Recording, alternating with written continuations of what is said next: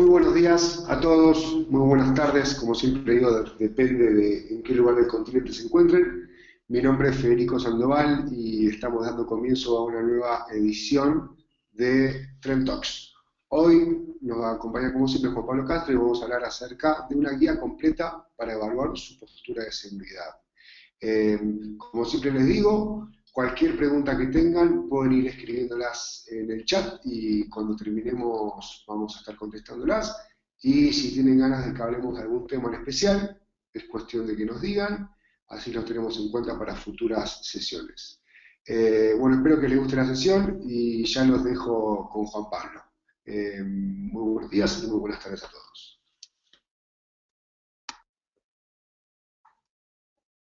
Gracias, Federico. Bueno, vamos a comenzar el webinar del día de hoy, que tiene como temática algo que nosotros denominamos guía completa para evaluar su postura de seguridad. En realidad, lo que vamos a hablar en este webinar es dar varios tips que forman parte de lo que nosotros llamamos esta guía. Y lo más importante a entender es por qué le denominamos postura de seguridad y por qué no estrategia de seguridad, por qué no conjuntos de tecnología de seguridad que tenga y le pusimos de esta manera, ¿no? Y esto tiene mucho que ver específicamente con la cantidad de incidentes, con la cantidad de eventos que estamos viendo reportados constantemente con respecto a temas de seguridad. Y tiene mucho que ver con digamos, la problemática, la limitación que hay, el desafío que hay de poder entender lo que significa la postura de seguridad. La postura de seguridad, en nuestra definición, es lo siguiente: es un conjunto de decisiones que tomo día a día para disminuir o aceptar los niveles de riesgo que conozco en base a la evidencia disponible. Entonces, la postura de seguridad no es un papel, no es algo que está escrito, no es la política de seguridad, no es la estrategia de seguridad. Es simplemente, tiene que ver mucho con cómo operar el negocio, cómo decidir correctamente qué hacer, qué inversiones hacer, qué cambios hacer, cómo mejorarlos, cómo medirlos.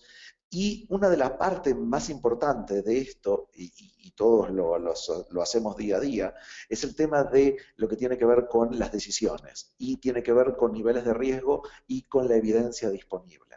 La gran problemática y el estado de seguridad que estamos hoy en día, o el estado de ciberataques que vemos, o de brechas de seguridad que siguen pasando día con día, día con día, tiene que ver con esto. Tiene que ver mucho con la evidencia disponible.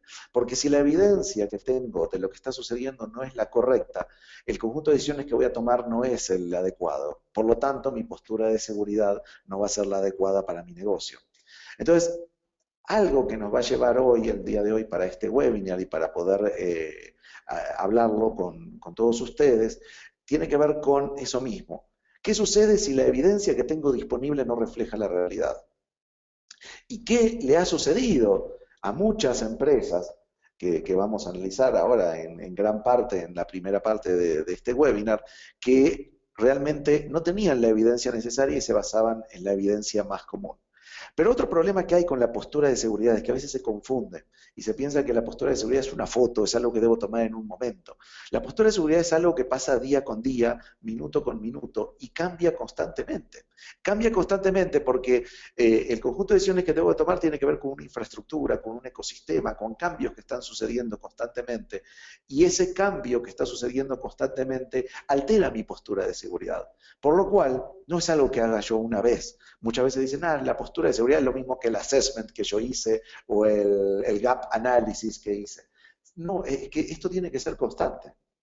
Y este constante no es por una cuestión de querer o no querer o de que alguien lo diga. Está atado a los grandes cambios que suceden constantemente en la infraestructura hoy en día de los clientes. Ahora, ¿qué grandes capacidades hoy en día debo de tener para para que yo pueda evaluar mi postura de seguridad correctamente? ¿Y qué grandes capacidades están fallando? Y no es tener una, tener dos, o tener, es hacer un conjunto de ambas. Y estas grandes capacidades que están fallando nos están llevando al estado donde vivimos hoy en día, que es cada vez más preocupante, porque lo que parece es que no va a terminar y que cada vez se va a poner en un ambiente peor. Eso es lo que han demostrado las brechas de seguridad. Las tres grandes capacidades que necesito tener es la capacidad de detección. Bien, ahora vamos a explicar un poco más en detalle qué significa cada una. La capacidad de operación de la seguridad no es la operación del negocio, no confundir. O sea, es cómo opero mi seguridad, cómo la configuro, cómo la monitoreo, cómo la administro, cómo sé que realmente los controles tecnológicos que tengo, o controles de procedimiento, están en sitio y están siendo efectivos. Y otra gran capacidad que muchas veces no tenemos es el tema de la visibilidad. ¿Por qué? Porque los ambientes son cada vez más complejos y la visibilidad de la seguridad muchas veces se da en base a una IP o a un agente que tengo instalado en algún dispositivo. Pero hoy en día lo que sucede es que la mayor parte de los dispositivos que están dentro de mi infraestructura no tienen una IP o no tienen un agente instalado. Entonces, el no tener adecuadamente estas capacidades, la de detección, de operación de seguridad y visibilidad, lleva a generar huecos en la seguridad y es lo que aprovechan los cibercriminales. Entender este tipo de limitaciones que hay para acceder a un lugar, para acceder al usuario, y del usuario acceder a la red interna o acceder a la aplicación. Esto es lo que está vulnerando específicamente el concepto de seguridad que se ha venido manejando durante muchos años, pero ya ha demostrado ser no efectivo. Entonces, para definir un poco lo que les comentaba anteriormente, que son los gaps de detección, los gaps de visibilidad y la operación de seguridad, y cómo esto afecta a lo que es la información o lo que es el negocio en sí, lo que estoy realmente protegiendo. La primera parte es, ¿qué es un gap de detección? Esto quiere decir que hay un incidente, hay algo que sucedió que evadió todos los mecanismos de detección tradicional. O sea, pongamos el caso de que todo está configurado, todo está en sitio, todo está conectado y está bien operando, o sea, pero sucede que este incidente pasó. Entonces eso es un gap de detección, o sea, no lo pude detectar. O sea, mi estrategia de seguridad, todo mi concepto de tecnologías, procedimientos, etcétera, etcétera, no pudo detectar esto. Y es lo que sucede, eso es un gap de detección. Nosotros debemos de tener la capacidad de detectar eso. Cuidado que estoy hablando de detectar, porque después se confunde con las estrategias de bloqueo. Son dos cosas diferentes. Las estrategias de bloqueo y prevención son unas, que son las que más se utilizan hoy en día, y las otras son las de detección y respuesta. Y ahora lo vamos también a ahondar un poco en este tema. El otro punto que hay es el gap de visibilidad. El gap de visibilidad tiene que ver específicamente con lo siguiente, con dispositivos que están fuera de mi control, pueden ser personales, pueden ser de un tercero, lo vamos a ver un poco ahora en el ecosistema de TI, pero esos dispositivos acceden a mi red y a mis datos. Entonces, si yo no sé cuál es el nivel de seguridad que tienen esos dispositivos, o al menos poder saber si tienen algún incidente de seguridad o no, estoy generando un gap que tiene que ver con visibilidad. Y por último, los que vemos más a menudo y los que son más peligrosos incluso, tienen que ver con los gaps de operación de seguridad. Es algo que es tradicional, que debería poder ser detectado por cualquier tecnología, pero la seguridad no estaba bien instalada o bien configurada, o le habían puesto, no sé, una regla ENI al firewall, o el antivirus no estaba bien instalado, o el IPS justo no estaba conectado, o no estaba analizando los datos. Y por último, el tema de cuando suceden durante las ventanas de mantenimiento o momentos donde la seguridad entra en un estado, por ejemplo, cuando se libera una aplicación a producción, la seguridad entra en un estado mucho más liviano, porque lo primero que se quiere es probar la producción y después la seguridad se va poniendo de a poco, ¿no? Entonces, este tipo de situaciones nos generan una necesidad de aumentar esas capacidades. Y además puede haber incidentes que mezclen estas tres capacidades. Puede ser parte de detección, parte de visibilidad, parte de operación, lo que hace que los desafíos sean aún mayores. Y esto es, el no reconocer este tipo de desafíos nos hace a tener una postura de seguridad que no es la adecuada. ¿Por qué? Porque la evidencia que tengo no es la adecuada. Pero ¿por qué la evidencia que tengo no es la adecuada? Y esto tiene que ver con muchas formas de pensar que hoy en día se dan en la mayor parte de los clientes que visito, en la mayor parte de las empresas con las que hablo, incluso a niveles de directivos, a niveles de operaciones, a niveles de equipos de infraestructura, de comunicaciones, no solo de seguridad, de auditoría. Y entonces hay este tipo de formas de pensar que nosotros tenemos primero que reconocer y después poder decir, ah, sí, tengo que cambiar esta forma de pensar, porque eso afecta muchísimo lo que es la postura de seguridad. Y el primero tiene que ver con la evidencia, y la primera evidencia que tienen los negocios hoy en día, las empresas, las organizaciones de gobierno, es la operación. Si estoy operando, si no hay una baja en la aplicación, si el servidor está arriba, si la red no está lenta, si todo funciona, entonces estoy seguro. Digamos, esa forma de pensar nos lleva a tener estos gaps y estos problemas en la operación. ¿Por qué? Porque lo van a ver más adelante. O sea, muchas de las brechas de seguridad hoy en día no hacen disrupción en la operación. Por lo tanto, si hago esta conclusión tan rápida, que muchas veces se hacen, y por eso mismo después se dice, pero si no nos pasó nada, no nos pasó nada, se supone que es un nada en la operación, en la continuidad del negocio. O sea, ¿por qué hay que seguir invirtiendo? ¿Por qué hay que invertir más? Entonces esto es difícil. Y esta forma de pensar nos lleva a eso. La otra es, esto que me están comentando, esto que estoy viendo en las noticias o esto que me van a comentar en este webinar, seguro que tengo una tecnología o alguien compró esta tecnología que me dijo que lo iba a bloquear y lo iba a detener. Entonces ya me dejo de preocupar. Ese es otro problema y es otra forma de pensar que nos lleva a esto. El otro punto es, si pasé la auditoría estoy seguro, ahora hasta el año que viene no me molesten, o sea, ahora me voy a ocupar de las cosas del día a día. Ese es otro problema. Las auditorías son parte de la seguridad, pero no dicen exactamente cuál es mi postura de seguridad constantemente, porque constantemente cambia mi ecosistema de TI, cambia mi infraestructura y cambian ciertas cosas que afectan esto. Por lo tanto, es un parámetro, pero no se debe tomar como una, digamos, estoy seguro en base a esto. El otro problema es, mira, me fijé en las consolas que tengo del firewall, del IPS, del antivirus, del Next Generation, no sé qué, del UTM, y estoy bloqueando miles de ataques. Y es correcto, es verdad, están bloqueando, están detectando. Pero eso no quiere decir que una brecha de seguridad no está sucediendo, o que hay algo que no evadió esas medidas de seguridad. Por lo tanto, todo eso es correcto. El punto es no pensarlo como que estos son parámetros que te llevan a pensar que estoy seguro o que mi postura de seguridad es la correcta. Una muy común es esto no me va a pasar a mí, pero nos pasa en varios aspectos. No siempre uno piensa le pasa al otro y nunca me va a pasar a mí hasta que me pase. El otro punto es también, a esta empresa a ellos le pasó porque no hicieron esto, bla, bla, bla, bla. Y uno tiene siempre esa receta, ¿no?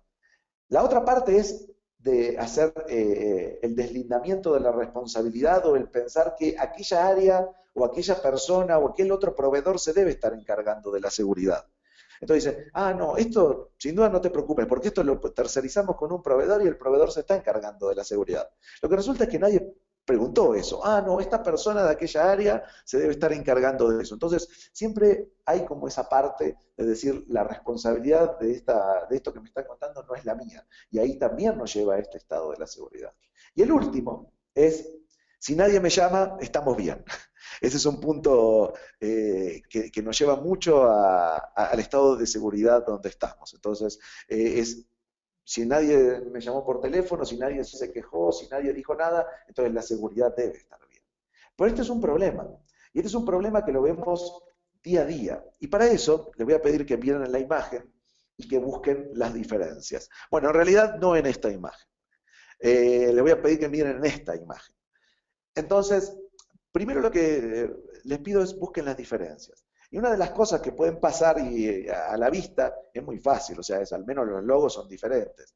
Las industrias donde se encuentran cada una es diferente. Hay empresas de gobierno, hay empresas financieras, hay empresas que cotizan en bolsa, hay empresas que se dedican a seguridad, hay empresas que se dedican a venderle herramientas de seguridad a los gobiernos para hackear seguridad, hay empresas de citas para ser infieles a las personas, o sea, estamos hablando de una de las instituciones de gobierno más importantes, la Casa Blanca, o sea, empresas que hacen software, de todo, retailers, o sea, dense cuenta, hay mucha diferencia entre ellas. Y otra diferencia también que hay en esta imagen es que todas sufrieron brechas de seguridad en momentos diferentes. Esto es algo importante. Y solo me fui hasta el año 2013. O sea, todas sufrieron brechas de seguridad en momentos diferentes, incluso a veces con meses de diferencia o con años de diferencia, como podrán ver. Pero el punto de esto, lo que llama la atención y lo que nosotros tenemos que tener en cuenta, es que no es que hubo una serie de ataques, los ataques pasan constantemente. Y entonces, año con año, o sea, mes con mes, no tengo que buscar mucho, siempre hay algún logo nuevo para agregar con esto. Pero ¿por qué llegamos a este estado? Y ese es el tema de la postura de seguridad. ¿Por qué tenemos que ver que estamos en este estado de seguridad? El primer punto que tenemos que evaluar es el siguiente. A estas empresas, todas tenían ciertas similitudes, porque buscamos las diferencias, pero vamos a buscar las similitudes. Una similitud que tenían es que ninguna piensa que tiene algo en común con la otra empresa. Entonces esto es algo muy común, o sea, dicen, no, seguro que le pasó a este porque es un retail, seguro que le pasó al otro porque es tal empresa. Entonces, esto lleva a ese estado de seguridad. La otra es que todas invierten millones de dólares en seguridad. No estamos hablando de que invierten muy poco, o es fácil decir, ¿se acuerdan las maneras de pensar de la cabecita que teníamos antes? Bueno, es fácil decir, no invierten en seguridad, o seguro que no invirtieron y por eso les pasó esto. No, estamos hablando de millones de dólares. Una sola de ellas, o sea, por ejemplo, hablar de JP Morgan, que es uno de los bancos más importantes del mundo, antes de sufrir la brecha de seguridad que les pasó el año pasado, invertían 250 millones de dólares por año. Y dijeron, vamos a invertir el doble, e incluso no sabemos si vamos a estar seguros. Todas son auditadas y pasan sus auditorías. Ese es otro punto. O sea, no es que, no, lo que pasa es que no cumplían con el ISO no sé cuánto, o no cumplían con la regulación no sé qué. No, todas son auditadas y pasan auditorías. Son empresas reconocidas en sus sectores. O sea, no es cualquier empresa. Todas tienen departamentos de seguridad e incluso SOCs. Todas sufrieron brechas de seguridad en momentos diferentes. O sea, no es que no sabían qué les iba a pasar. O sea, documentado estaba. El punto es que uno no toma la acción, básicamente. Y este es un punto importante.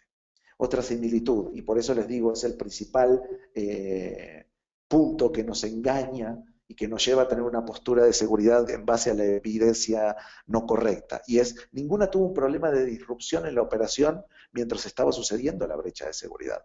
Pero lo peor aún, ninguna pudo detectar la brecha mientras estaba sucediendo. Todos los casos que ustedes ven documentados es cuando la brecha ya sucedió.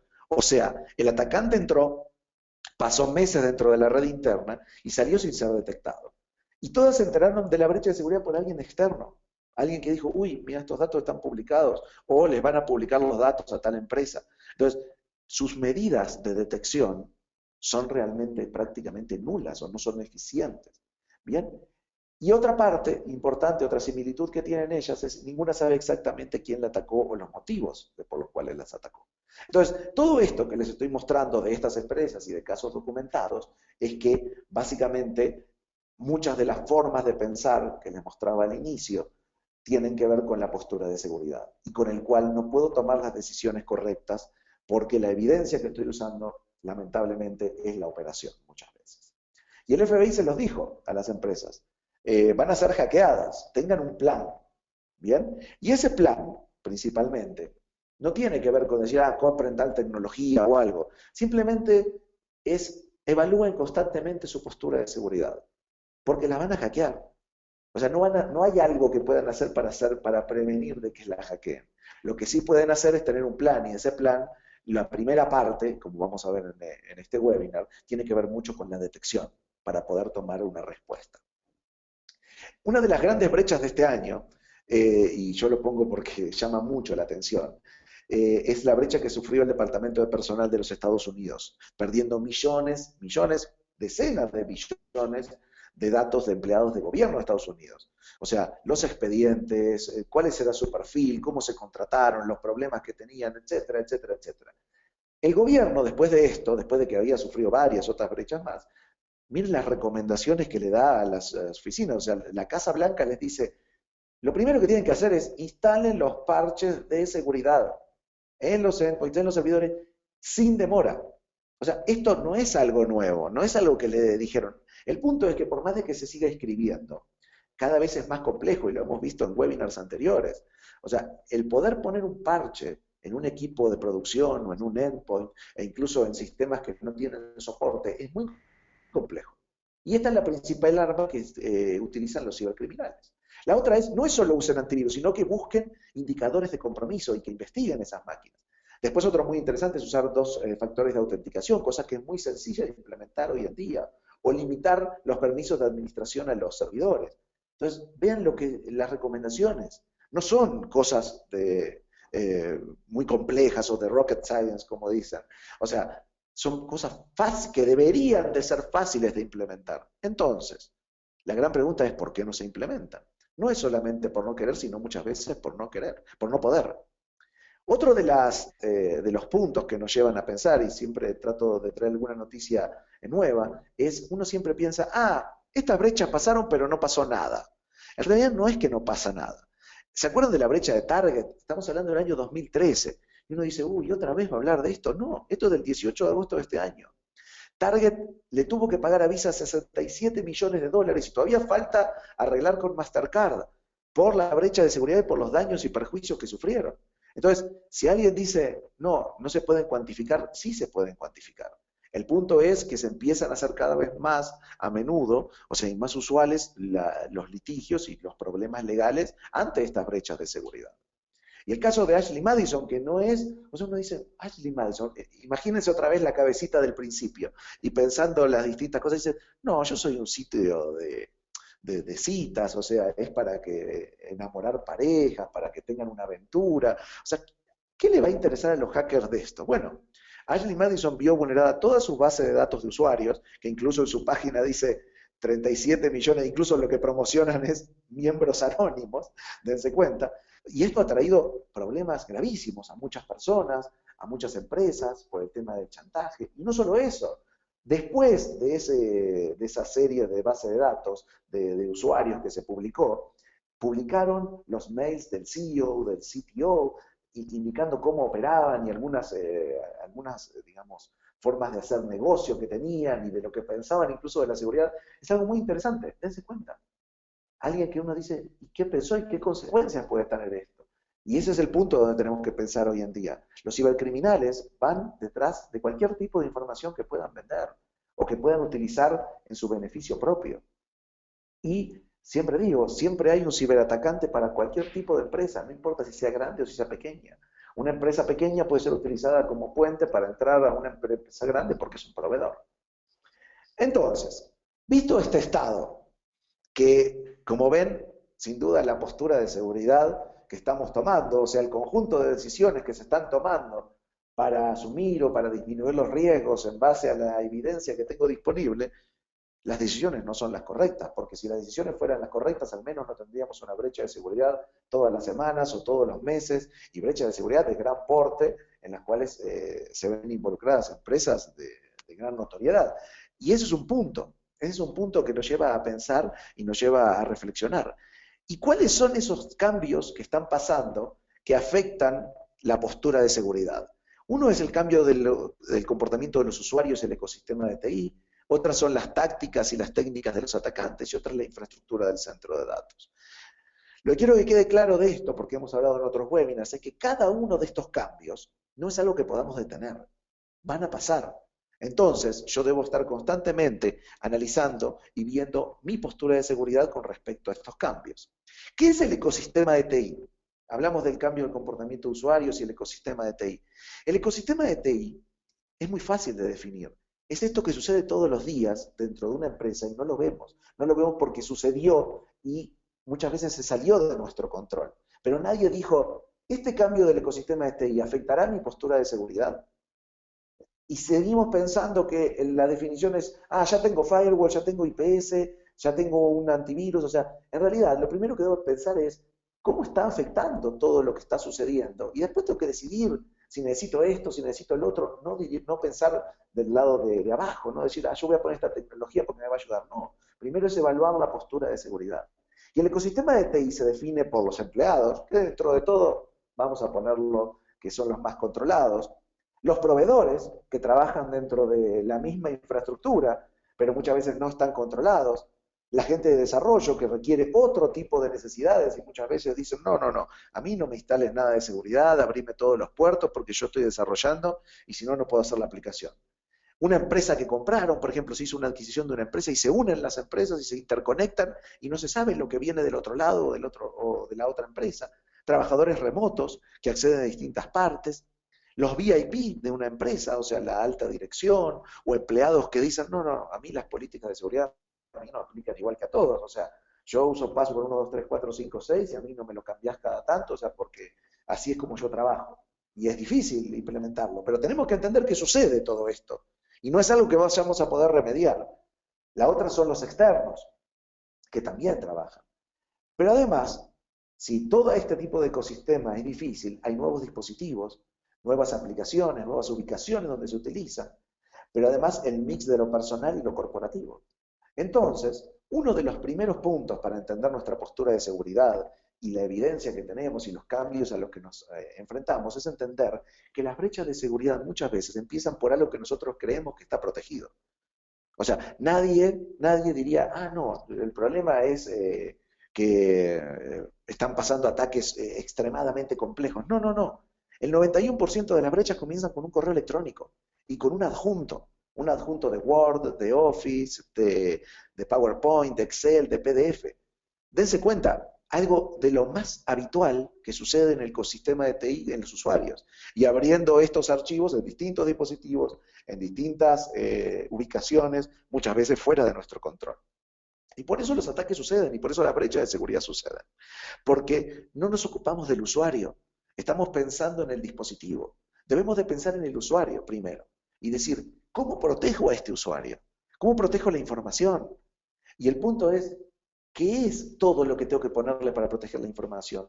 Lo primero que tengo que hacer es evitar que cuando se pierdan las cosas alguien las acceda, cuando se pierda un USB, o controlar la fuga de información. Pero uno dice, no, estos proyectos son carísimos. No, ese es el problema. Es el pensar en que estos son proyectos separados. Y no son proyectos separados, y no tienen por qué ser inaccesibles. Tienen que ser parte de la protección del usuario, y es uno de los conceptos que hemos venido trabajando en Trend Micro en los últimos años. El otro tema es que además tengo que protegerlo contra distintas partes, con distintas capas de protección al usuario. Y no importa dónde esté ubicado. Y no solo eso, distintas tecnologías. Y muchas veces las tecnologías que vemos, la más sencilla es decir, esto es, con este usuario le ponemos el antivirus y queda listo, o sea, incluso si hemos puesto y no hemos tenido ningún incidente. Es correcto. No han tenido ningún incidente que hayan podido detectar, pero la brecha de seguridad pasa. Entonces hay que tener varios comportamientos para poder ver esto y analizarlo y protegerlo de distintas capas, como también pueden ser las ubicaciones remotas, como por ejemplo, algo que todas las empresas están, digamos, implementando, es Office 365. Y alguien se preguntó y dijo, Office 365 es algo que yo deba poner diferente hoy en día, deba proteger de manera diferente. Es algo que, no, dice, no, la protección la da el proveedor. ¿Se acuerdan en la cabecita cuando había uno que decía, no, lo seguro que de esto se encarga el proveedor, ¿no? Y además el poder investigar después de que pasó un incidente para entender por qué pasó. Y esto es el cambio que afecta nuestra postura de seguridad en lo que es el ecosistema de TI. Y todos esos cambios están afectando nuestra postura de seguridad y no los estamos asumiendo y nos están dando decisiones incorrectas, básicamente. El otro punto es el tema de la infraestructura del centro de datos. La infraestructura del centro de datos ha evolucionado de una manera muy compleja a tener servidores físicos, a tener servidores virtuales, algunos en la nube, algunos pueden ser hosteados en un data center, otros pueden ser hosteados en la nube de algún proveedor, llámese Amazon, llámese Azure, llámese Google, llámese Rackspace. O sea, el punto es que la seguridad de todo eso no se consideró de la misma manera que se consideraba cuando estaba física. Entonces, otro de los puntos que tenemos que pensar constantemente cuando evaluamos nuestra seguridad a nivel del centro de datos, es decir, no importa dónde esté el servidor, lo importante es los controles de seguridad se mantienen a través del centro de datos, o sea, van pasando desde un lado hacia otro, o sea, no importa dónde esté. Dice, no, pero ¿y cómo hacemos para conectar la caja esta que teníamos en el data center físico al switch virtual? No sé, porque el switch virtual es todo software. No, ¿y cómo lo hacemos para conectar en la nube el UTM este que teníamos o el firewall que teníamos? No sé. Y es lo mismo en esta nube que en la otra nube. Entonces la idea es esa, es hacer que la infraestructura del centro de datos es pensarla de esa manera. Entonces, una de las preguntas, para ir comenzando con lo que es la guía de esta postura de seguridad, una de las preguntas de la seguridad que no nos debemos hacer, la primera que no nos debemos hacer, es, como el perímetro y la DMZ tienen seguridad, seguro que mi data center ya eso lo protege. Entonces, esa es la pregunta que no debemos hacer, porque sin duda va a pasar, va a haber un perímetro, va a haber una DMZ, pero no van a asumir los nuevos riesgos. Bien, las que sí debemos hacer para entender estos gaps en la postura de seguridad son las siguientes. ¿Qué necesidades de seguridad diferentes necesito cubrir en mi ambiente virtual. ¿Cómo me protejo si no puedo poner los parches inmediatamente en el ambiente de producción? Te das cuenta que era una de las cosas que decía la Casa Blanca. Dice, mirá que si hubiera puesto los parches, no hubieran tenido este problema. ¿Bien? No solo los parches, acuérdense del sistema operativo, sino de las aplicaciones. ¿Puedo aplicar la seguridad sin impactar la operación? Porque este es otro problema. Es decir, no, pero toda esta seguridad va a impactar la operación. No voy a tener el mismo nivel de operación que tenía antes.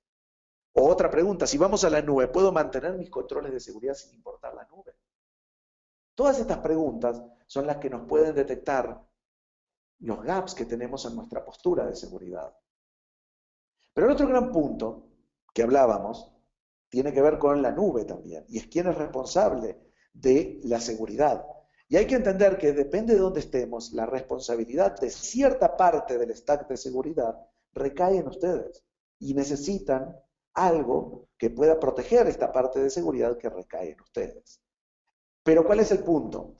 Cuando nosotros contratamos un servicio como Office 365, como Amazon, como Azure, la pregunta que le hacemos al proveedor de nube, o cuando nos vamos a hostear en un data center, no pongan el tema de nube, pongan que van a hostear un servidor en un data center externo porque les sale más barato, etcétera, etcétera, y tienen toda la funcionalidad del data center.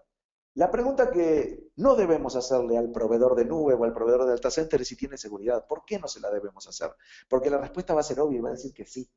La pregunta que sí debemos hacer es la siguiente, ¿cuál es el alcance de tus medidas de seguridad? ¿Qué es lo que no me cubre con tu seguridad actualmente? ¿O qué me aconsejas para cubrir lo que tú no cubres?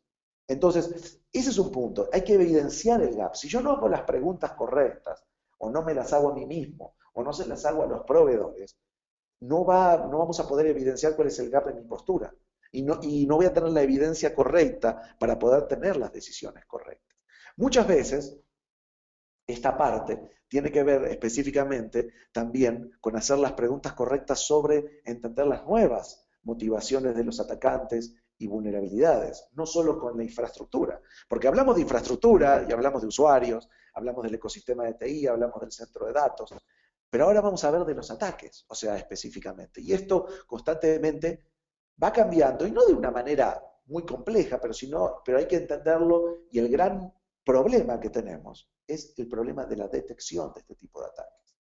Y eso es lo que nos lleva a este estado de la seguridad. Por eso les decía, en las empresas que les mostraba anteriormente, los ataques pasaron meses dentro de las empresas, meses dentro del gobierno de Estados Unidos, meses dentro de las empresas de seguridad, meses dentro de un banco, no pasan de un momento para otro. Y esto, cuando nos lo pensamos, lo primero que tenemos que ver es que en un ataque hay distintas etapas. Y yo necesito poder detectar cada una de las etapas. Y de estas etapas, poder decir, mira, detecté un ataque que estaba haciendo un movimiento lateral. O sea, ya había comprometido un usuario de la red interna, pero estaba intentando escalar privilegios. Porque cuando uno llega y ve esa parte del ataque, uno tal vez se perdió la otra parte de la película. Entonces dice, por lo menos hay un indicio. Y esto tal vez no está comprometiendo la operación, pero sí me está llevando a pensar que hay algo que debo de investigar para poder responder. ¿Para poder responder con qué? Con la infraestructura de bloqueo que tengo hoy en día ya. Entonces, la idea importante de los ataques es poder detectar todo este comportamiento de los atacantes. Y esto no se hace solamente pensando en el perímetro, sino pensando en una imagen de la postura de seguridad. Y esto, después del tema de la fase de los ataques, nos lleva a entender que la sofisticación de los ataques es cada vez más alta, con un conocimiento del atacante muy bajo. Entonces, lo que significa es que hoy en día la inversión en seguridad no está acompañando lo que es la inversión, la sofisticación de los ataques, pero peor aún, lo que invierto en seguridad, la capacidad de detección de este tipo de ataques es cada vez menor. Entonces, se genera un gap que no puedo cubrir. Y como les decía, el problema principal son las vulnerabilidades. Las vulnerabilidades, como decía el memorando de la Casa Blanca, son problemáticas. Y el problema es, esto es un problema eterno. Y el problema no es solamente que esté el parche, sino poder aplicarlo y poder saber que eso no va a impactar en la operación. Y el punto es cómo me protejo si aún no están los parches o si nunca los puedo poner específicamente. Y eso es algo que establece lo que llamamos el eslabón más débil en las áreas de las vulnerabilidades. Si yo tengo una vulnerabilidad que no la he podido remediar, que no la he podido compensar, que no la he podido cubrir, es el lugar por donde va a entrar el ataque. Muchas de estas vulnerabilidades a veces son de las aplicaciones, otras son del sistema operativo, pero otras veces son cosas que nosotros no tenemos el control, como por ejemplo un proveedor. Y el proveedor puede venir con un equipo que tenga vulnerabilidades y puede estar comprometido y entra a nuestra red. Y el problema es la detección. Y las preguntas que debo hacerme sobre los parches y las vulnerabilidades, la peor pregunta que me puedo hacer y la que nunca debo hacer es si ya salió el parche. Este es un problema normal, o sea, porque uno dice, ah, ya salió el parche. Uno piensa que con eso se solucionó la vulnerabilidad y no es así. Si el parche no se coloca, o no se puede colocar, o si nunca sale el parche, no voy a estar cubierto. Entonces, la primera pregunta que debo hacerme con respecto a las vulnerabilidades es, ¿cuál es el estado actual de las vulnerabilidades que haya de sistema operativo y de aplicaciones en mis servidores y en mis endpoints? Y esto lo tengo que saber todos los días. Esto no es un assessment de vulnerabilidades que corro una vez por año o que le digo a alguien, ah, correme un Nessus, a ver qué encontrás. No, no, no. Esto tiene que ser todos los días. ¿Por qué todos los días? Porque todos los días cambia el ecosistema de TI. Todos los días salen vulnerabilidades nuevas. Todos los días se instala una aplicación nueva. Todos los días entra algún dispositivo nuevo o entra un proveedor nuevo. Todos los días tenemos una nueva aplicación que se puso en producción. Y las otras son cuáles son las medidas compensatorias si no hay parche. ¿Bien? O si no lo puedo aplicar. O si está fuera de soporte. Y alguien me lo tiene que decir. Y me tiene que decir cuál es ese gap. Porque es el punto principal por donde entran los atacantes. O si estoy en un periodo de freeze, por ejemplo, ah, no, ahora estamos en un periodo de altas ventas, o estamos en Navidad, o llegó tal periodo, o sea, ahí no puedo tocar nada de la infraestructura. Bueno, tiene que haber alguna forma de cubrirme de esas vulnerabilidades. Y este conjunto entre las vulnerabilidades, las complejidades de los ataques que son muy altas, el conocimiento de los atacantes para hacer esto es muy bajo, hace una ventaja desleal contra nosotros. O sea, los atacantes tienen muchas formas de entrar, tienen mucha superficie de ataque, tienen muchas vulnerabilidades, pueden hacer ingeniería social con el tema de las redes sociales, pero sin embargo, yo tengo el mismo problema de siempre y cada vez peor. No tengo recursos ni económicos ni de personas, son demasiados puntos para defender, solo necesito fallar una vez. Y entonces, al no tener visibilidad, pasa todo esto. Y si conseguí tiempo para hacer algo de esto, me dicen, no, no, ahora ponete a llenar estos formularios porque hay que pasar la auditoría. Y ese es el estado en el que se encuentra la seguridad. Entonces, para ir finalizando con nuestra guía de la seguridad, que mucha de esta guía está dada por las preguntas, es los dos puntos importantes, es cómo descubro esos gaps en la postura de seguridad. Y el otro es cómo obtengo la evidencia necesaria para cubrirlos. Porque si a mí me parece que tengo estos gaps, pero no tengo la evidencia, va a ser muy difícil que yo pueda conseguir un proyecto o pueda conseguir un presupuesto para hacer algo de este estilo. Y no es una cuestión de reemplazar algo que ustedes ya tienen, es simplemente de pensar de manera diferente. Entonces, en nuestra guía, ¿bien? El primer paso, y solo vamos a analizar el primer paso, o sea, porque es una parte para comenzar, el primer paso para analizar constantemente mi postura de seguridad es algo que ha salido digamos, al mercado y tiene alrededor de unos 3 años en el mercado, 3, 4 años, que se llaman sistemas de detección de brechas de seguridad. ¿Y de qué me sirve esto? Porque ustedes dirán, otra caja más, otra cosa más. O sea, ¿qué saco para poner esto? No, no, no. El punto es que esto tiene que estar siempre y no tienen que sacar nada de lo anterior. ¿Y por qué? Porque el primer punto, cuando tengan que explicar todo este aspecto de la postura de seguridad y de las brechas de seguridad, que realmente es lo que pasa de la postura de seguridad, es poder definir correctamente qué es una brecha de seguridad. Y lo primero que tienen que poder definir es qué no es una brecha de seguridad. Porque sin duda alguien les va a decir, no, no, no. O sea, esto que ya tenemos detecta las brechas de seguridad. Primero, las brechas de seguridad van a suceder y ni siquiera las van a poder prevenir. No va a haber un tema que se llama Breach Prevention System. Con las brechas de seguridad, la estrategia que se tiene que tomar es diferente. Es detección y respuesta, complementado a prevención y bloqueo, que ahora lo vamos a ver más adelante. ¿Qué no es una brecha de seguridad?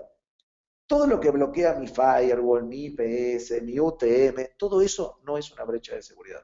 Todo eso es un incidente de seguridad que fue bloqueado y es correcto. Todo lo que bloquea el antivirus, el anti-spam, el filtrado web, eso no es una brecha de seguridad. Si ustedes piensan que tienen un antivirus que bloquea brechas de seguridad, no, no es, por definición, no bloquea una brecha de seguridad. ¿Qué sí es una brecha de seguridad?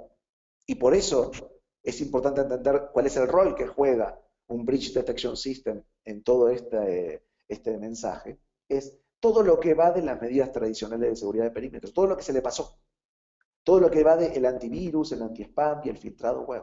Eso es una brecha de seguridad. Por lo cual, ¿en qué te ayuda un BDS? Lo primero que te ayuda es lo siguiente, es ¿qué no está deteniendo tu seguridad tradicional?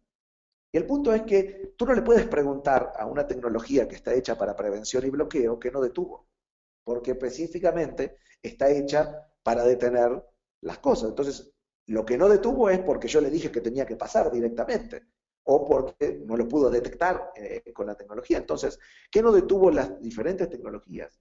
¿Qué no detuvimos durante una ventana de mantenimiento? Eso es un problema, ¿se acuerda el gap de operación de la seguridad?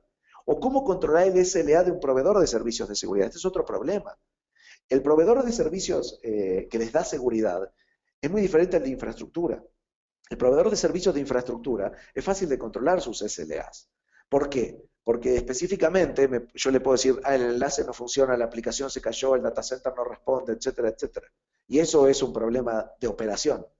Pero el problema con el proveedor de servicios de seguridad es que ellos evalúan la seguridad con las mismas herramientas con las que defienden. Entonces debe haber algo que diga, mira, esto se le pasó a tu proveedor. Y no es para ponerlo en evidencia, simplemente para decirle, hay que mejorar esto. Porque si no, los proveedores de servicios de seguridad o los canales que le brindan seguridad se vuelven juez y parte. Entonces hay que tener digamos, esta forma de evidenciar este gap, ¿no? Que sucede. Y el otro punto es la red interna. Si ustedes vieron, ¿se acuerdan aquella slide que les mostraba anteriormente? El objetivo de los cibercriminales es llegar a la red interna. El robo de los datos no se da contra el servidor de base de datos, no se da contra el servidor de correo electrónico. Se usa un usuario que tiene el acceso a esas aplicaciones.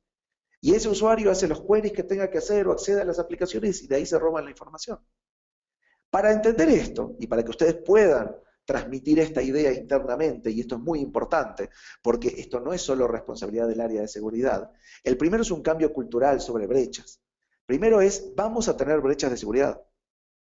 El reto nuestro es que tenemos que tener visibilidad constante de esas brechas. Las tenemos que detectar lo antes posible para poder responder lo antes posible basado en evidencia. Porque cuanto antes las detectemos, menor va a ser el daño de esa brecha de seguridad. El otro punto es que mi postura de seguridad cambia minuto a minuto. Y yo tengo que poder detectarla minuto a minuto. Por eso tiene que ser constante. Y debo de poder responder cualquier pregunta sobre mi postura de seguridad en minutos.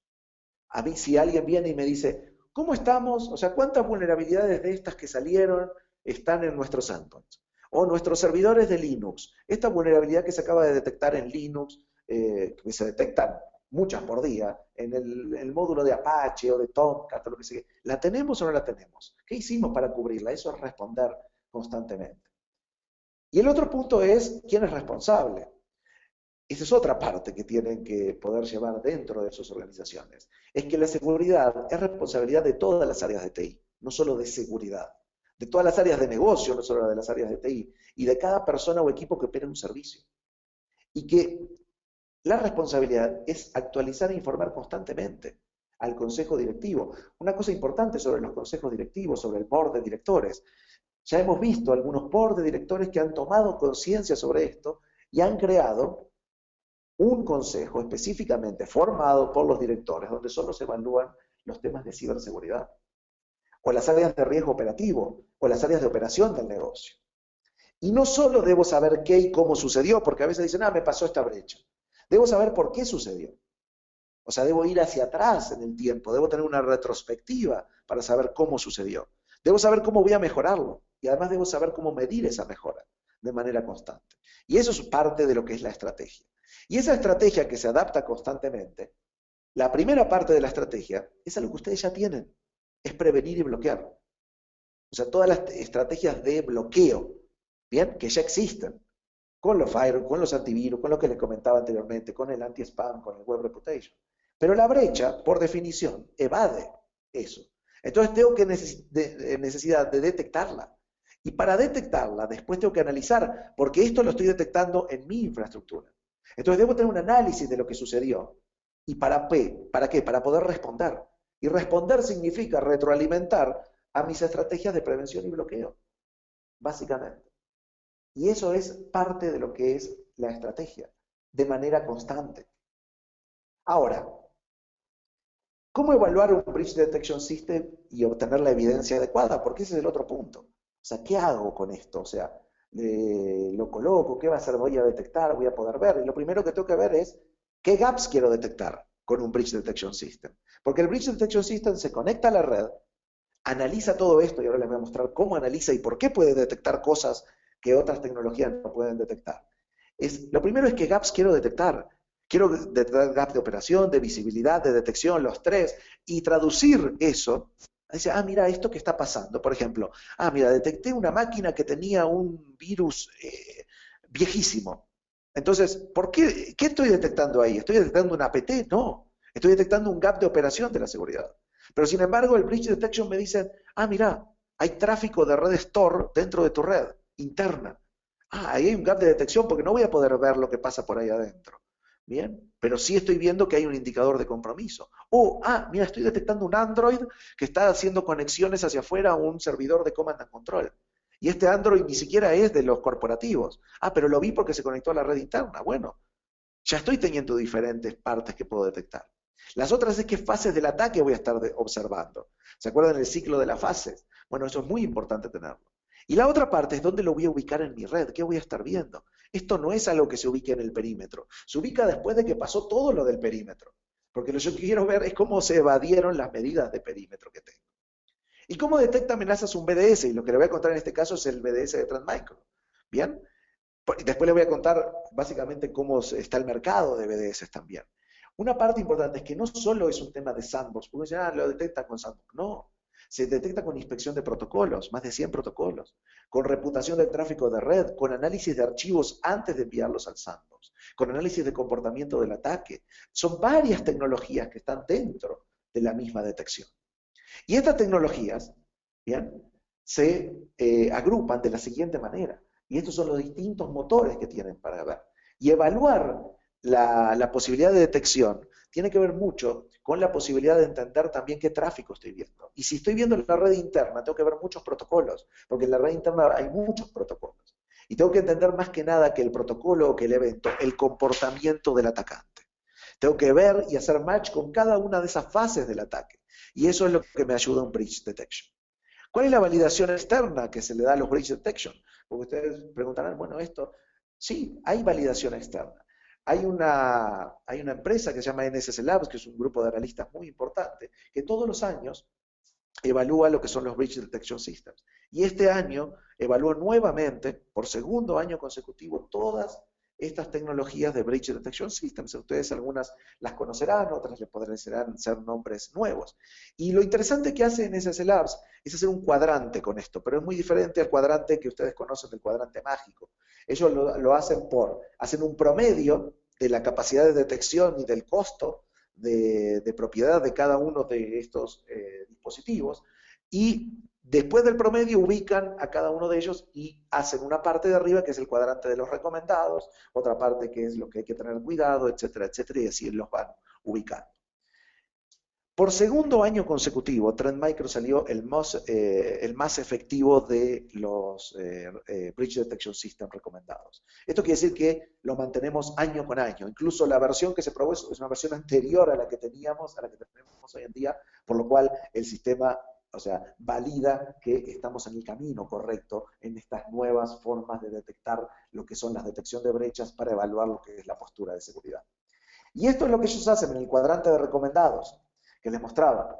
Nuevamente, Trend Micro queda arriba en el nivel de detección del resto, ¿bien? Y además, yo quiero evaluar algo que es importante. Esto solo evaluó 3 protocolos: SMTP, HTTP y el archivo de compartir de Microsoft, SMB.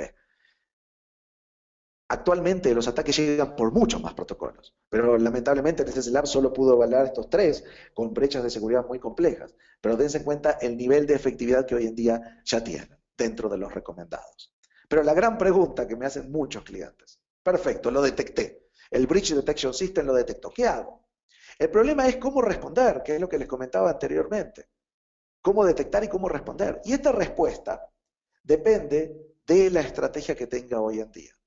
Una de las partes que nos focalizamos mucho en Trend es poder llevar esta estrategia de respuesta a la mayor parte de nuestras tecnologías, ya sea servidores físicos, virtuales o en la nube, usuarios finales, servidores o la red misma, pero además analizándolo con distintas partes de lo que es la infraestructura con inteligencia global de amenazas. Y esta estrategia integral, si ustedes la quisieran ver en, digamos, en funcionamiento, es lo siguiente. Y esto es lo que verían después de establecer la estrategia, pero ustedes empiecen solo con el breach detection para poder ver después cómo responder.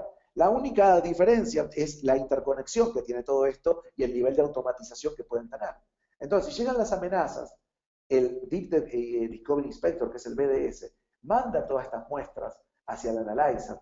El Analyzer las retroalimenta a la consola central donde ven todo lo que tiene que ver con su infraestructura de usuarios, su infraestructura de servidores, ya sea físicos o sea en la nube. Y adicionalmente, la retroalimenta a terceros. Por ejemplo, imagínense, tienen un firewall de Palo Alto o Blue Coat, por ejemplo, o lo que sea, la puede retroalimentar a esos lugares. O sea, estos dispositivos consultan lo que nosotros detectamos y pueden complementar esta parte de perímetro, ¿bien? Pero adicionalmente hace firmas que van a los dispositivos de endpoint, a la protección del usuario, para poder prevenirlo. Todo esto de manera automática. Y esa es la gran diferencia.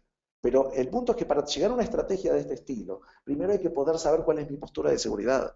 Y si sigo pensando que la seguridad que tengo la baso en el nivel de operación que tengo y por eso puedo usar un antivirus que es gratis o una infraestructura de protección de web que es gratis o lo que sea, o sea, el punto es tener básicamente cómo evaluar esa evidencia y hacer que ese valor de la interconexión pueda demostrarse. Y por último, no existen balas de plata para la ciberseguridad. Eso es lo más importante. No hay un proveedor, un fabricante que les diga con esto se van a solucionar el problema. No, es una estrategia, es un cambio de pensar. Bien, lo que hacemos en Trend Micro es tratar de cada vez interconectar más de esa infraestructura para proteger a nuestros clientes. Bien, y permitirle a nuestros clientes que empiecen a usar esta estrategia de a poco. Que empiecen con un breach detection, después van a una parte de algunos servidores o a la parte de Office 365, después dicen, bueno, el servidor de correo y van viendo los distintos gaps de seguridad, pero van tomando decisiones de una manera mucho más adecuada y con la evidencia correcta. Entonces, hasta aquí era la guía para evaluar la postura de seguridad. Espero que hayan sacado algunas ideas y que tengan algunos puntos importantes para destacar y hay que ver si hay algunas preguntas en el chat. Sí, Juan Pablo. Hay una pregunta. Sí, Juan Pablo. Hay una pregunta. Bueno, la primera la preguntó Jorge hace bastante y hay forma de evaluar la postura de seguridad, es como la más clásica. Bueno, básicamente una de las partes que yo comento siempre es la postura de seguridad tiene que ver con varios aspectos, como les decía. Uno de los primeros pasos para nosotros como Trend Micro, nuestra recomendación es instalar algo que no sea disruptivo en la operación, que les pueda brindar la evidencia necesaria para poder responder de la manera necesaria y eso es empezar con un Breach Detection System.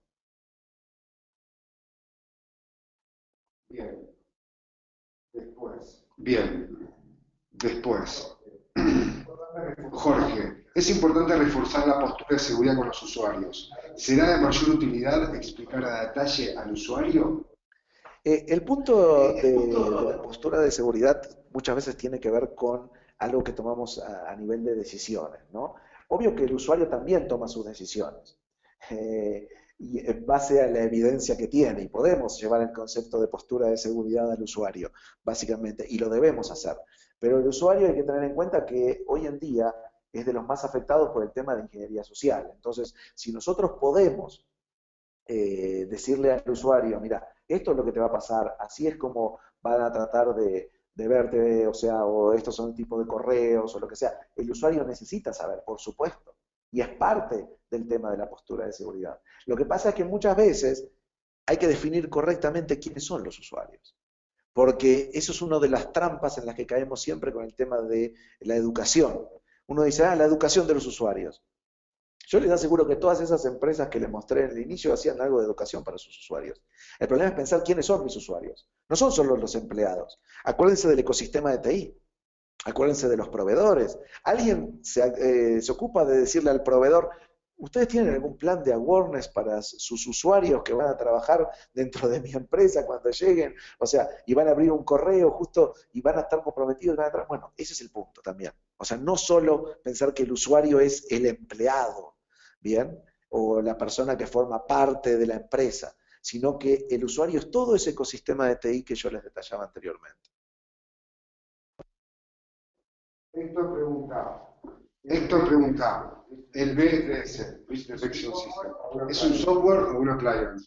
Bueno, muy buena pregunta. El BDS es una appliance, ¿bien? Es una appliance que se conecta en la red. ¿Cómo se define una appliance? Ahí entramos en las distintas partes. Para Trend Micro nosotros tenemos tres tipos de appliance. Uno que llamamos hardware appliance, en el cual es lo que ustedes conocen como appliance, que es un servidor que se importa, que tiene el logo, etcétera. Después ustedes rascan el logo y abajo es el mismo servidor del HP que veían en la otra parte. La otra es lo que llamamos el concepto de software appliance, en el cual lo único que hacemos es tomar un servidor, bien, de ciertas características y convertirlo en un appliance, simplemente volcándole una ISO. O sea, es lo mismo que se hace en la fábrica cuando se viene el appliance. Y el otro punto es el virtual appliance, que es digamos, es un software que se instala sobre una entidad virtual, como puede ser VMware hoy en día.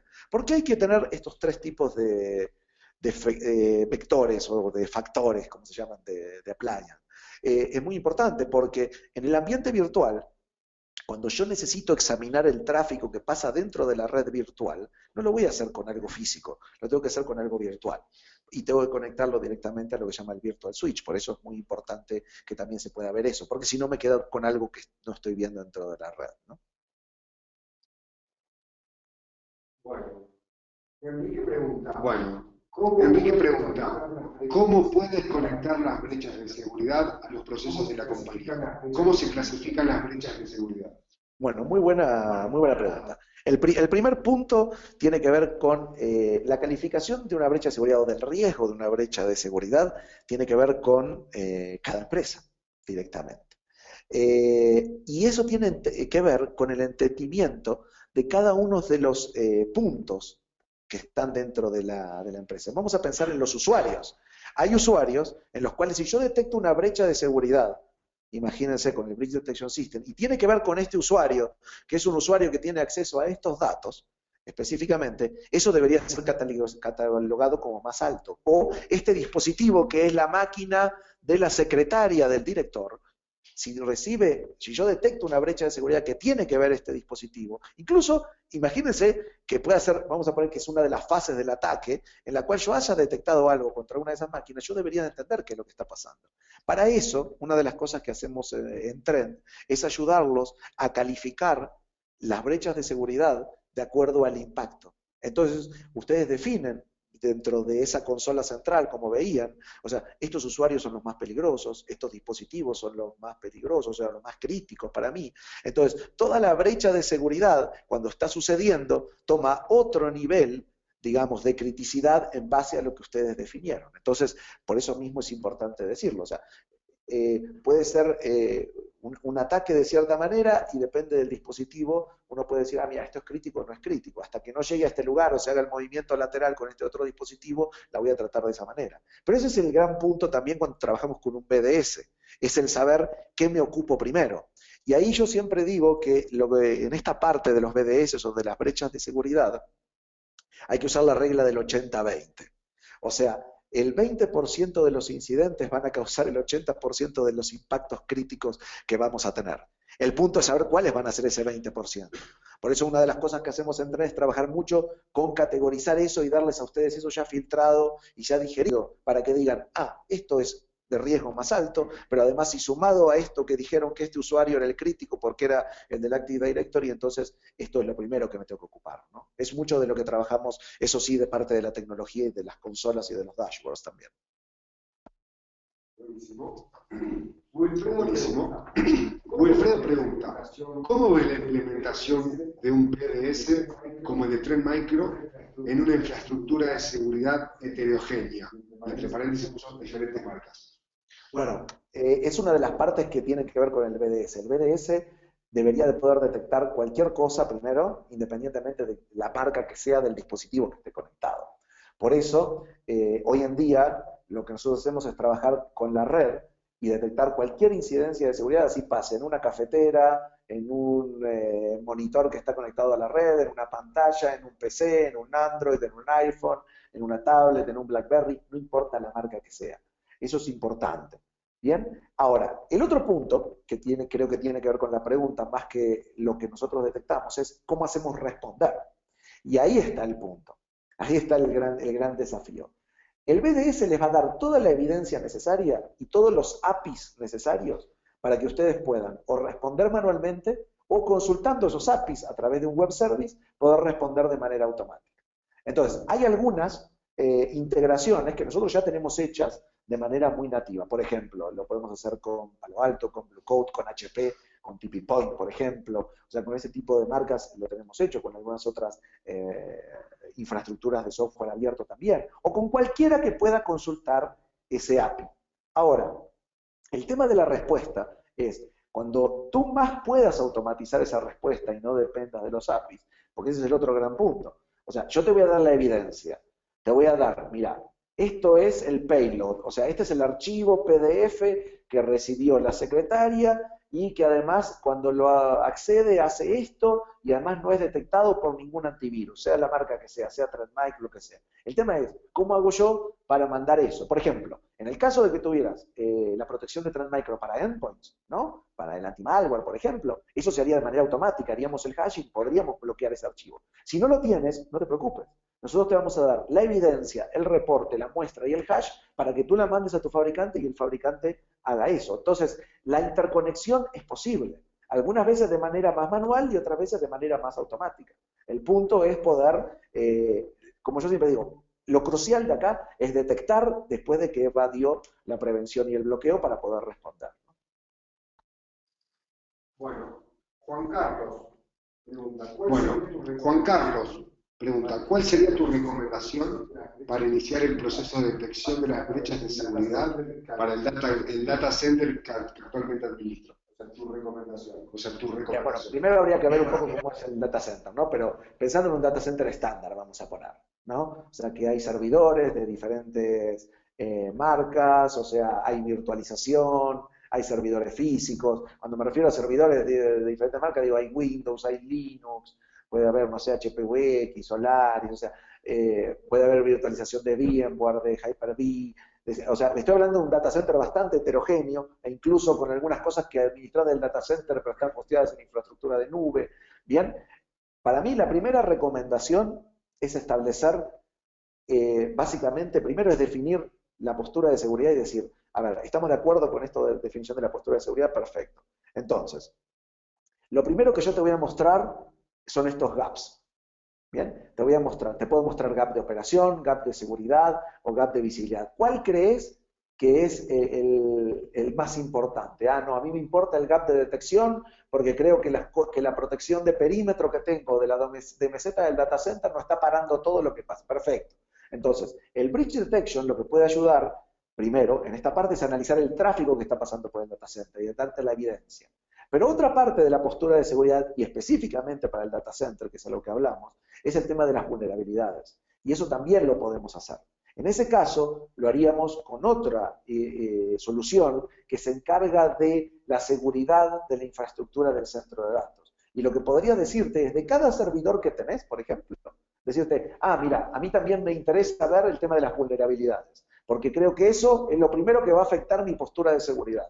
O sea, si yo no sé qué vulnerabilidades tengo en estos servidores, que muchas veces capaz que son de clientes o son de internos o de externos, no lo sé. O sea, si yo no sé las vulnerabilidades que tengo y si las puedo cubrir sin necesidad de aplicar un parche o de impactar en la aplicación o de hacer lo que sea, o sea, sin necesidad de reiniciar, y ya sea vulnerabilidades de la aplicación o lo que sea. Entonces, si me das un estado de eso, ya veo mi postura de seguridad y la decisión puede ser cubrirla.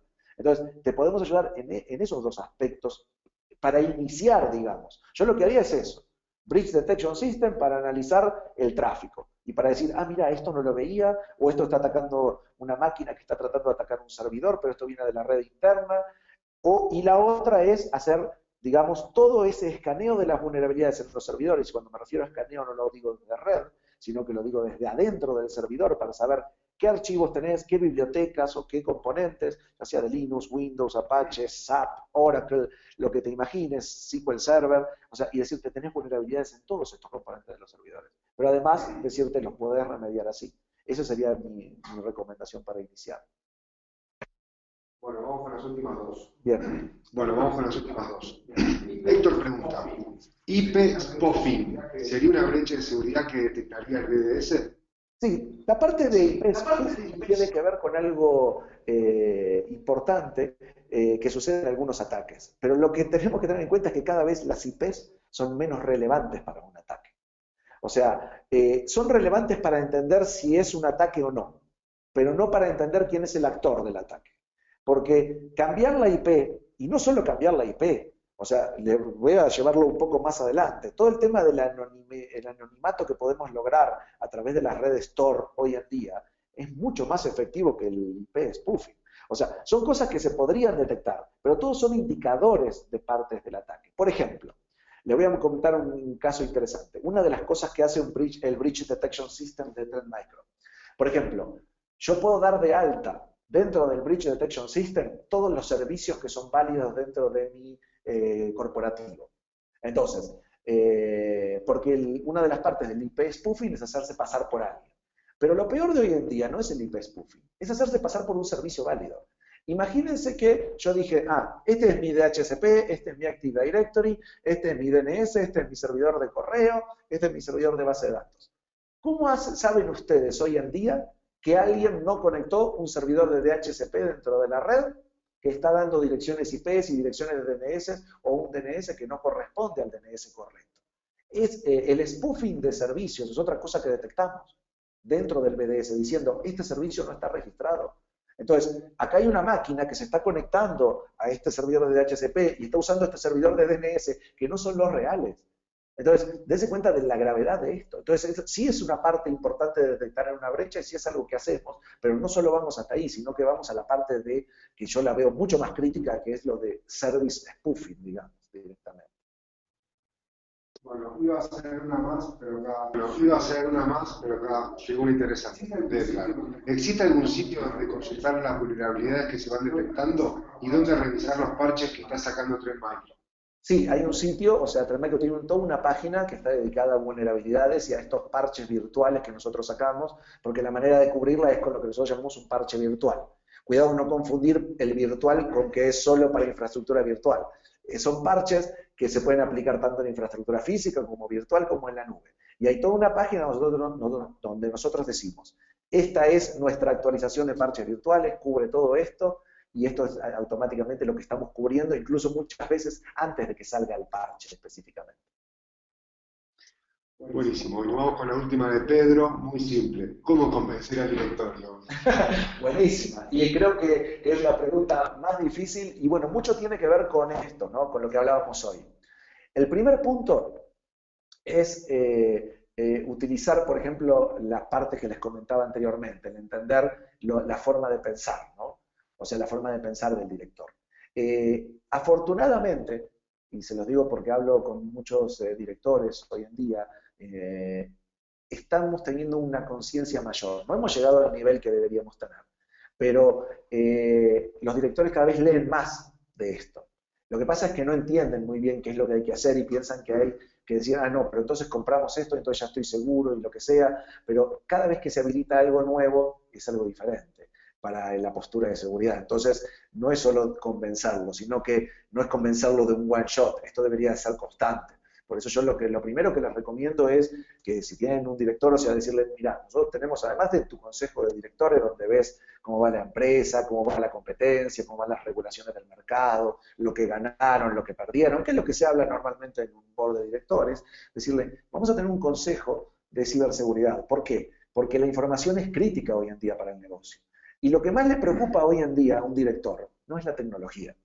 Bien, no le van a vender tecnología a un director, no le van a vender una caja. Bien, lo que más le preocupa hoy en día a un director es el negocio, que el negocio funcione, que el negocio sea rentable y la imagen de su negocio. Ahora, una de las partes importantes, vean los directores, imagínense el director de Ashley Madison, ¿no? Que es el último que sufrió la brecha, o el director de Target. Bueno, vamos a hablar de director como el CEO, ¿no? Ya directamente ni siquiera están, o sea, está en riesgo supuesto, ¿no? Si la empresa es dueña del director ya es diferente porque cuando se fue el director se fue la empresa. Entonces, hablen mucho de los daños que produce esto a la reputación, al negocio, a la operación del negocio también. O sea, porque la propiedad intelectual también puede ser otra de las partes más importantes. O incluso, muchas veces a mí me ha tocado hablar con director de una empresa que no es tan grande y dice, pero a mí que me van a robar. O sea, yo no soy muy importante para esto, o sea, lo que sea. Lo que hay que pensar es, imagínense que le roban los datos de los clientes con los que él trabaja, porque las empresas normalmente son proveedoras de otras empresas. Bien, y hay un ecosistema de proveedores y la cadena de suministros, digamos. Imagínense que se vea vulnerada la información de uno de sus clientes que le compra esos servicios. Entonces, realmente no es el punto solamente de lo que te va a pasar a tu empresa, sino del ecosistema de tu negocio. Y muchas veces es no solo mostrarle la evidencia de, mire, tenemos tantos ataques, tenemos tantas botnets, eso no va a ser, digamos, no va a ser un efecto sobre un director. Lo que hay que hacer directamente es mapearlo a lo que es la imagen del negocio, lo que es el riesgo operativo o algún riesgo de cumplimiento también puede ser, que son los otros puntos que le interesan mucho al director. No hay una receta, por supuesto, de todo esto, o sea, si tuviera la receta sería millonario, pero son tips que creo que pueden servir para generar conciencia y para poder, digamos, ahondar más en la sensibilidad y en lo que tiene que ver con el respecto de la responsabilidad de lo que es la ciberseguridad. Bueno, Juan, pues esto. Muchísimas gracias a todos por acompañarnos. Ahora en breves vamos a estar mandando la encuesta a todos los que asistieron para ver qué les pareció. Y ahí pueden escribirnos, preguntarnos si se quieren comunicar con nosotros y cualquier sugerencia o tema o pregunta que tengan la pueden escribir ahí. Nos vemos el mes que viene con otro Trend Talks. Todavía no sabemos de qué va a ser, ya lo estaremos definiendo, así que les estará llegando la invitación. Y muchas gracias a todos y excelente tarde. Gracias a todos, hasta luego.